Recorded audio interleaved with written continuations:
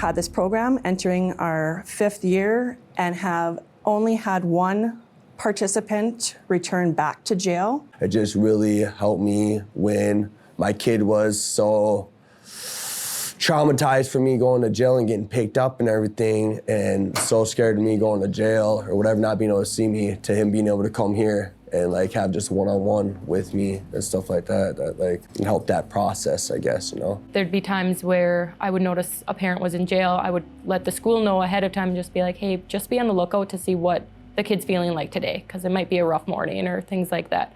So I felt like the more outreach I did, the more that people were aware of the program and the more helpful it could be.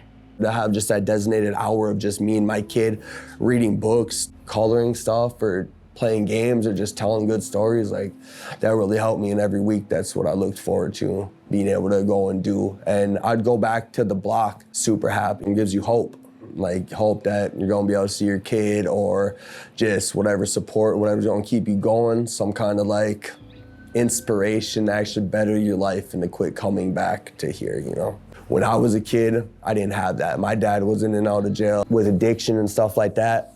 So I didn't get to have those experiences with my kids. And even though like I was in jail and it was a negative situation that I was in, I was still able to turn some kind of positivity into it and, you know, show my kid that whatever. And then my kid seen me from being in jail to literally now I'm trying to help people and give back and stuff like that. So he's seen both sides of everything. I learned and how I needed the culture to change, not only with my organization, but I see it changing throughout the state and in the country when it comes to children incarcerated caregivers. It helped my son go from worrying about when he's going to see his dad next to knowing that on this day at this time he's going to see his dad, no matter what. He's my sunlight, man.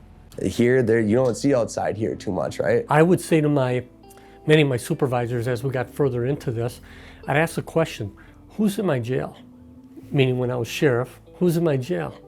And I would always get people who did crime, and that's why they're in your jail. And I said, whoa, time out.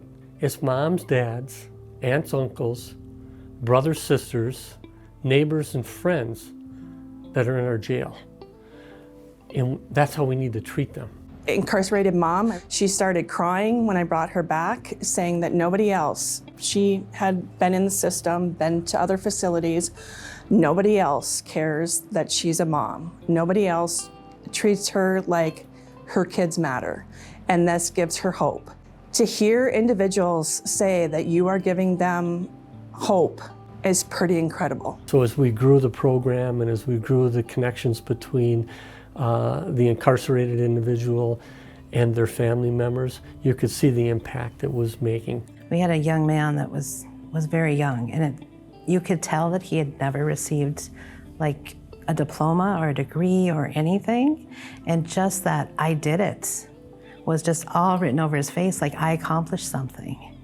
And the guys within the group start to bond with each other as well, and so they influence each other in a positive way. As more counties jump on board, so to speak, and start doing this type of work, they're calling us as well and saying, how did you do X, Y, and Z? What worked well for you guys? Exchanging the ideas from rural county to rural county is super important. This is working for us. Why don't you try it? It's definitely a change format where they are just soaking up information so they can take it back to whoever's raising their kids, whether it's a wife, a partner, whoever, grandparents, foster care, and they're able to now understand a little bit more about what they're going through and change situations for their children. So they're changing their children's lives. They love their kids. That is very apparent. They're thinking about their families, 100%. They may move for whatever reason, and if we can get more counties involved in it, they'll find those services and that help. It's a different curriculum, it's a different mindset, and be willing to take a chance. We're thinking outside the box here, right? I mean, we're working on something because what we've been doing hasn't worked. And so let's try this and see where it leads us. I think a huge piece of our curriculum is emotional regulation, which really addresses the trauma piece. Right. How do you regulate your emotions if you've been through so much trauma? What you see here, if we can have more empty jail cells, obviously that's going to be better for the community.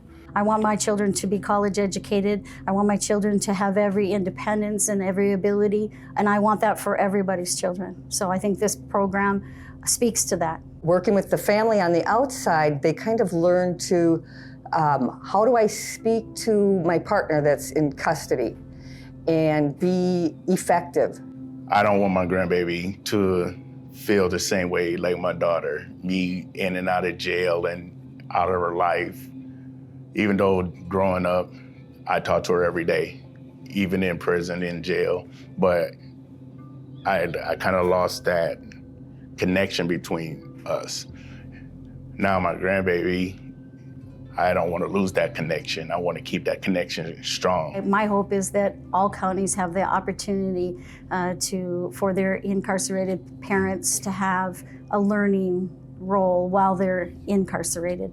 And then also having that piece on the outside.